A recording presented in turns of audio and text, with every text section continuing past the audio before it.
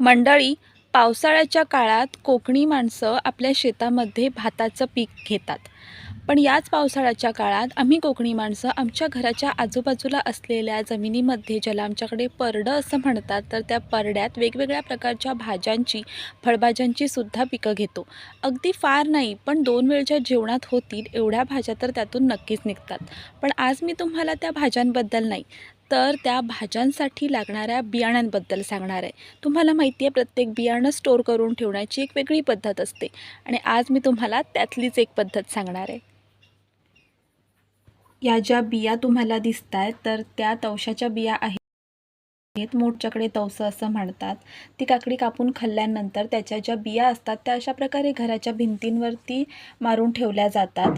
याचा असा उपयोग होतो की ह्या बिया चांगल्या सुकल्यासुद्धा जातात आणि जेव्हा आपल्याला हव्या तेव्हा त्या नजरेसमोरसुद्धा असतात. काकडीच्या बिया सुकवण्याची ही एक आमच्याकडची पद्धत आहे. तुमच्याकडे अशी कोणती पद्धत असेल तर मला कमेंटमध्ये नक्की सांगा.